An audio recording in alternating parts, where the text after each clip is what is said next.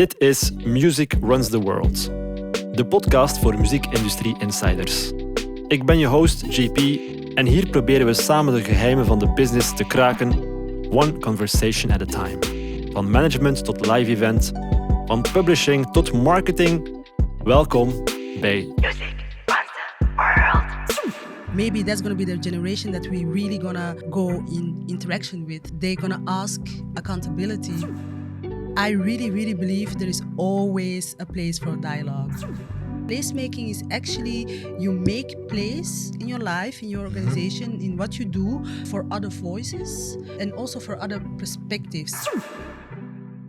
Hello everyone, my name is Jean-Philippe, JP. I'm the host of Music Runs the World podcast, in which I talk with professionals from the music industry and the people who are pushing the scene forward behind the scenes. Today I have Jana Tricot with me. She used the program for the Arenberg theater and open air theater Rivierenhof.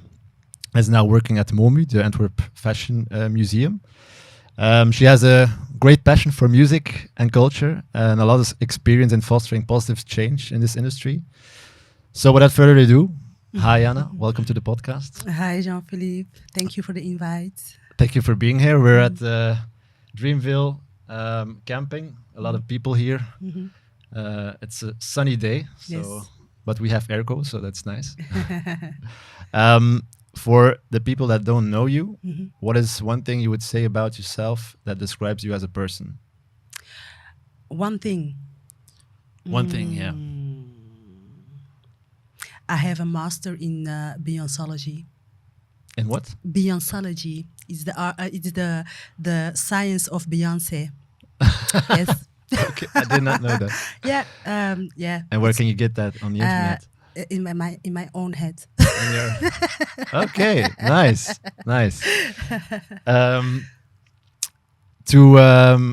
For the people that to sketch a bit what your career has been, you've been into music and culture since you were young. Yes.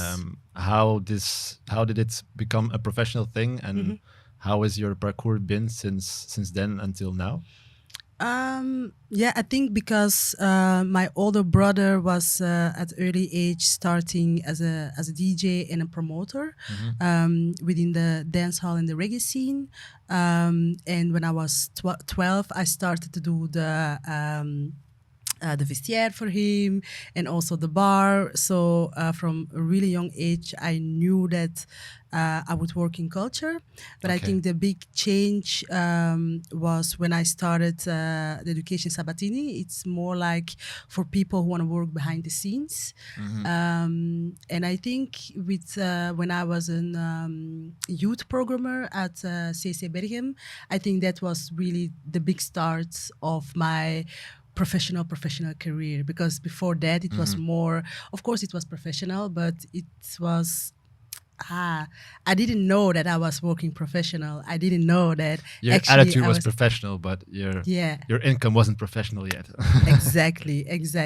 And also I didn't have examples that look like me, that wanna work behind the scenes. So I really believe you can't be what you don't see. So I couldn't see myself within the music or the culture industry, and so that's why I started later. But eventually, what got you over the drempel, like they say in Dutch? I think the fact that I started as an actress, and I was really unhappy with it. There was something I was like, I don't like it, and I wasn't good at it also. But I didn't know what else to do. And I think the big change for me was really starting the education for working behind the scenes. That was like, oh my God, it exists. I can work within the culture, but not on stage. Because I'm not an artist, I already knew that I can't make music. So that's the thing. I think you always see the artist, but you don't see the motor behind the artist. Yes, definitely. You have a lot of experience in working with different audiences, searching a way for theaters, for venues, how they can approach a new audience. Mm-hmm. In that, the youth has always been a very important factor in change and Yes. in fostering new relationships with new audiences. For us, it's Gen Z, Gen Alpha that are rethinking the way. How do you approach this new generation in rethinking the way we need to approach an audience? I think for me, I'm really enthusiastic about them. About Gen Z and Gen Alpha. When we talk about Gen Alpha, because that's the new word. Gen Alpha are the people that are still being born now. And I think the oldest one is like 12, 13, 14 years old. So almost ready to go to parties. Yes, almost. But also the Gen Z and Gen Alpha generation, for me, they are very interesting because that is the generation that totally grew up with the internet. That is also the generation that when Corona was there, they were very young, and those are the kids that actually they missed a lot of things in their life, like lentefeest or you know, your last year in the basic school, those things. But it's also the generation that is really the most critical about a lot of things, about climate change. Look at Greta Thunberg. It's also the generation that we see in all the numbers. That is the generation that has really big issues with mental health. But it's also the generation that really stands for change. It's also the generation like that in Red Blocks, the game for young kids, there was a manifestation for pro-Palestinian children. You know, so I think this generation is gonna be the biggest change in our life, but it's gonna be also really difficult because of all those problems and struggles that they have to go through, the mental health. And also it's the first generation that's really gonna have the problems of the fact that climate change is real. It's them.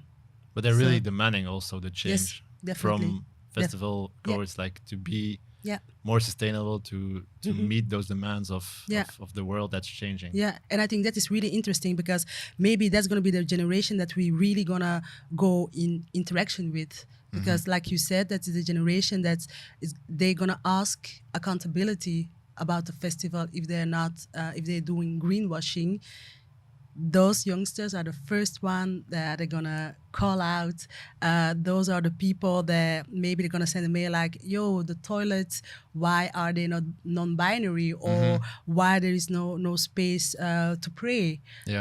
Or when an artist that is booked like is maybe pro Putin, you know, like Nina Kravitz, those are the youngsters that are going to say, hey, what about Ukraine? What about, is that the thing that you're going to do? So, and I think it's really, really interesting because it's a form of dialogue. And for me personally, as a cultural worker, when we go communication with each other and definitely with younger people, we're going to grow, I think. I hope. But I really believe. So I really believe, How do you handle those reactions when you get, because now with the internet everything is public instantly, one guy just makes a reel and it goes viral, the whole world has seen it. When you're a programmer, when you're a cultural worker, and you get those reactions from the Gen Zs, the Gen Alphas, how do you have a concrete example of how do you handle that type of criticism? I don't have an example because the examples are like in general. It's like more like I said, why are the toilets binary instead of non-binary? Why do you use this term instead of another word? How we do it, like I remember I get a mail from a person, and they were like, "Hey, Jana, you have a text that said the dark heart of Africa." It was it was a festival around Afrobeat music, and they were like, "Do you know where the word come from?" And it's not okay, and I was like, "Oh." No, I didn't know, but thank you that you did your research and you want to share it with me. Let me look into it. We look into it. I was like, okay, yeah, you're right. Just let's change the words on our website. And thank you very much that you gave me your knowledge, and we can go further. So mostly, I really, really believe there is always a place for dialogue. I also really believe that as an audience or a buyer, you can always have critique, but of course with respect. And when you when you say it with respect, then people gonna always also react with respect normally. And that's what normally you expect, yeah. yeah, normally.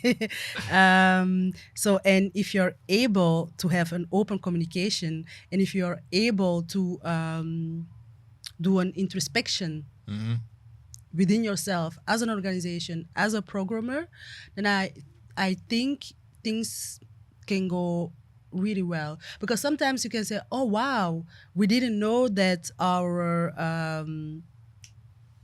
I don't know, bags are not sustainable. For this year, it's not possible to change it because we bought everything. But next year, we're going to look into it. We're going to change it. And if you want to help with us in the research, please help us.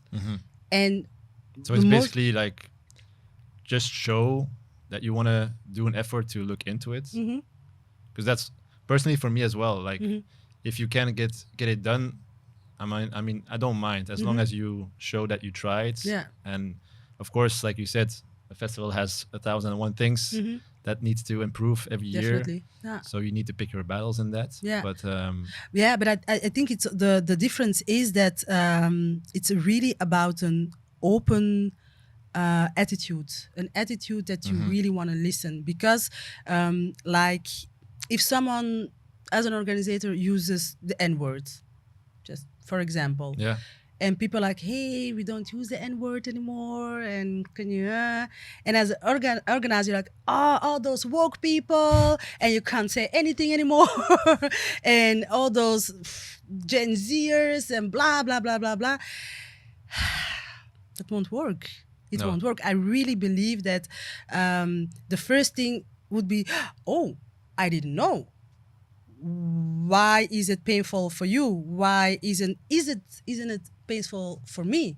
And then first you have to start within yourself, and you can look, okay, is there a black person in our organization? No, there are no black person in our organization. But wait, the society, maybe, I don't know, in Antwerp, my city, 40% of the people are like black. So those are the questions that you can ask yourself before you reach out to the audience again. When you have critique, look into yourself and do the research. And after that, you can communicate.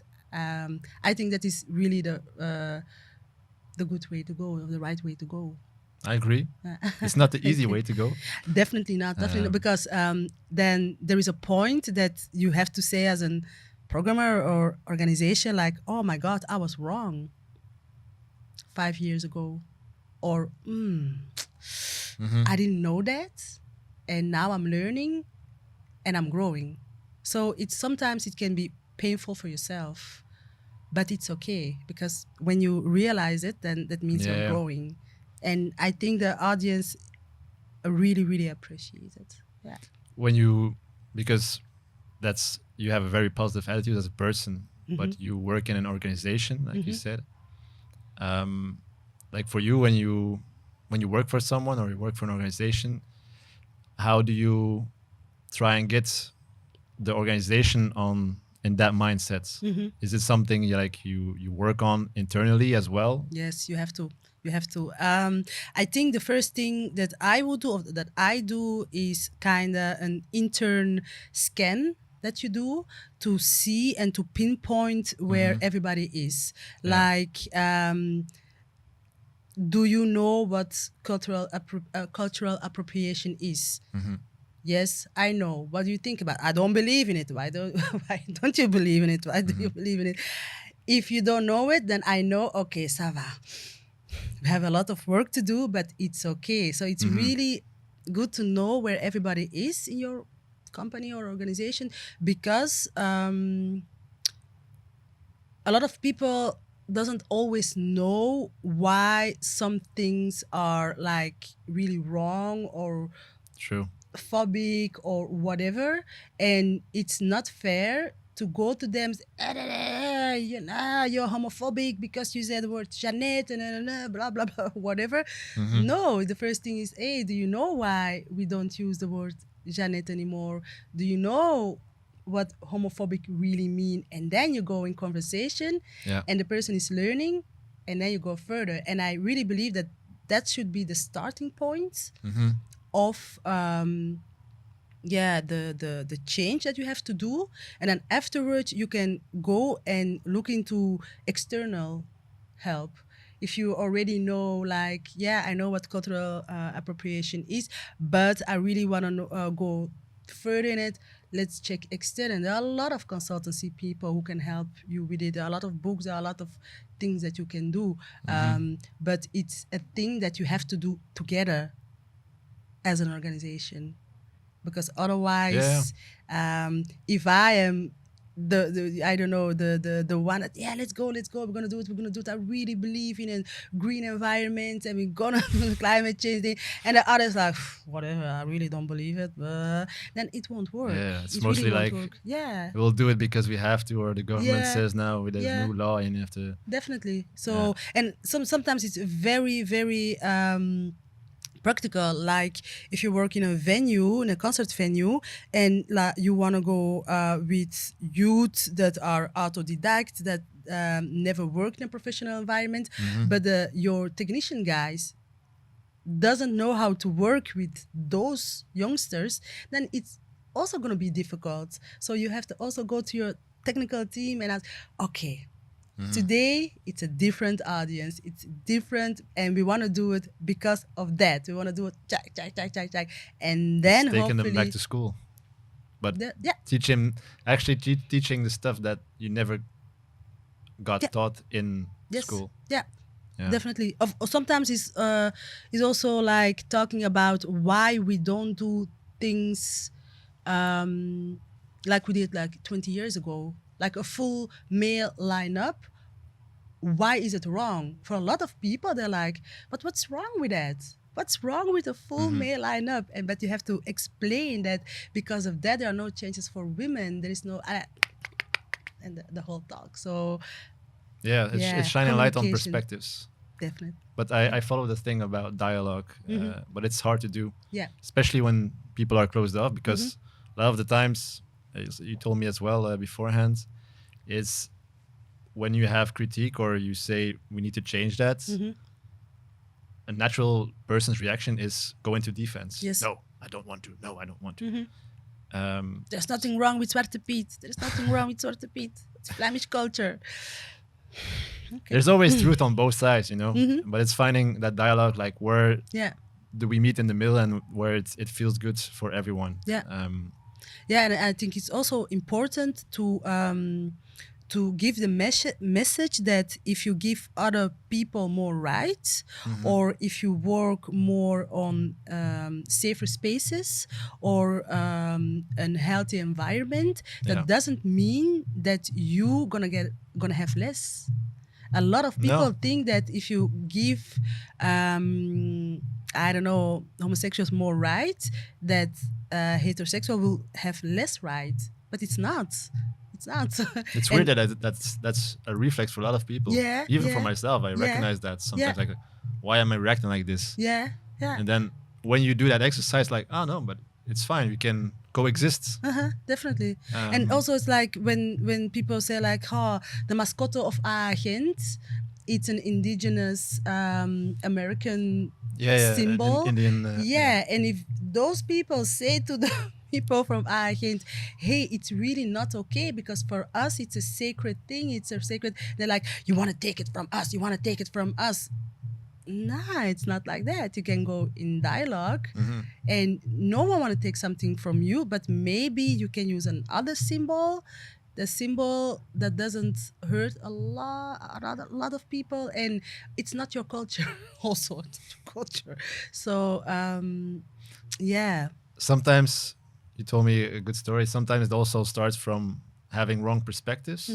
Like you told me a story of an article we read in the Morgen where they talked about that's a lot of Belgian festivals are still very white, which is not the case. Some are, but if you base your statement on only 3 festivals, how do you go about like trying to change perspectives of people, or as an organization trying to educate people on there's different perspectives to this? That's a difficult question because I'm just one person and in one organization, so I'm not the big chief or the big shot within the music industry. I'm not the one that have so much power that I can say from now on we're gonna do things like that. Yeah. So I just start with my own small organization, and I hope that by leading by example and by showing examples of good practices, that we can inspire other people or other and talking about venues. it on a podcast, for example. For example, to do the same. And it's a difficult question for me because I only can talk about my own work. Yeah, but you can only talk about your own work. I mean, nobody has the all see all do all power in this. But I really believe that the perspectives would be more correct if there were more inclusivity within papers, media, organizations, programmers, then it would be different. And it's because of the lack of diversity within those organizations. So people with other perspectives that are in that organization. You mean? Okay. Yeah. Like the article in the Morgen, if the Morgen had people of color working on their redactie, this article won't be like that, because someone would say, hey, no, er is reageerd, er is Sphinx, er is Bombaklaat, or then, oh yeah, of course. Because in my world, like, I live very hard in the gesubsidieerde culture, and I really like it when other people, hey Jana, there are a lot of other organizations that make their own money, that don't have the support from the government, and I say, okay, yeah, true. So I have a different perspective on finance within the cultural sector, and that is the diversity that we need to think differently. But that is the bigger bigger thing. I mean, it's change that demands a lot of years, and I think when you talk about diversity within organizations, I think also it's like in the music industry as well. It is in Belgium, at least, it is still a culture or an industry where you have a lot of white men at the top, some women, but not a lot, and not a lot of people of culture in the background, of course. I think that this new generation, when we come back to Gen Z, Gen Alpha, they are way broader than our generation or our parents' generation. So I think it just takes a new generation to come into power and to be able to take those steps. Yeah, that's why they are so important for me, because they are already hybride. Yeah, there are a lot of mixed kids within those generations, and they have other influences, and that's why we as adults or as millennials and X, we have to keep them close with us, because those exchange, that's going to work, because also we have also our things that we know, the things that work, and you can learn from each other. It's I think people that are in the industry for a long time, they have a certain wisdom that they can pass on, that they need to pass on. And at the same time, it's broadening those perspectives of those people that have been doing the same thing for 40 years this way, to show them, like, you can also do it this way. Yeah, true. And it's as effective, or maybe more effective than in this day and age than when you did it 30 years ago. Yeah, I totally agree. There's an English and very nice word for it within the intersectionality groups, and it's called placemaking. And placemaking is actually, you make place in your life, in your organization, in what you do, for other voices, but and also for other perspectives. And it's like when I am a queer Black woman, almost 40. So my stagiaires, or the people that I'm gonna work with, I'm not saying that they're gonna be also Black and queer and woman, but those are the people that you're naturally attracted to. Yeah. That is also the reason that powerful white men are the one that they replace themselves with exact the same ones, but then 20 years younger. So That's human behavior. It's a normal thing. So that's why we need all those different things. But it's not correct that I'm like the only one in my field. That's not correct. And I think the placemaking, we should work more thorough with it. When you have a vacancy, or you're gonna work with freelancers, think about, are those people like similar like me, or are they kind of different, and they're gonna challenge my views and my perspective. And if you ask yourself that question, you I think you can go further, I think. And then you need to be you need to be wanted to challenge, because I have that too, like in my company with my partners. There are people that are not like me. At first it was really an adaptation of, okay, they are saying stuff or challenging me, my beliefs on certain things, and at first you just cling on to what you know. But once you get to roll the ball and do stuff, and you see like, whoa, what they did with their perspectives really brought us forwards. Yeah. So it takes a lot of practice, I think, definitely. to be able to open yourself up, or as an organization, open yourself up to that new perspective and doing things in a new way. Yeah, because the placemaking, if you really want to do it well, it's also vulnerable for yourself. Again, it's, maybe I am not the one that should be in all the power. Maybe, it's also about vulnerability. Yeah, absolutely.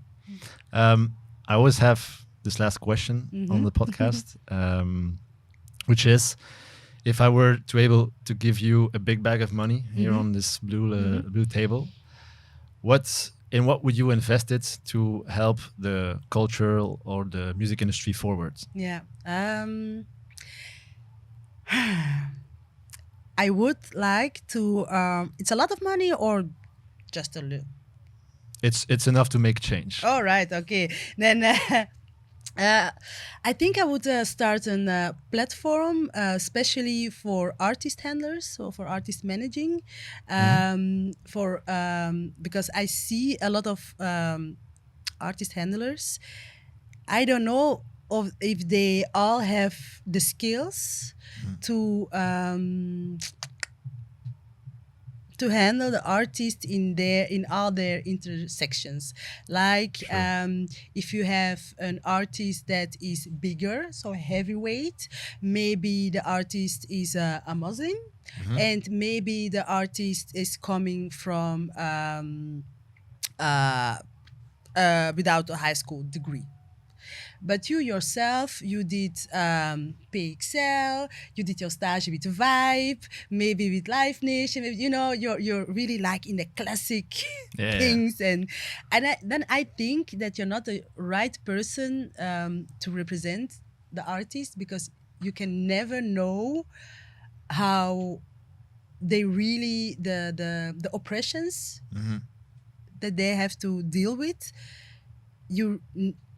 I don't think you can really be the right artist handler for them if you don't study isms, if you don't study all those things that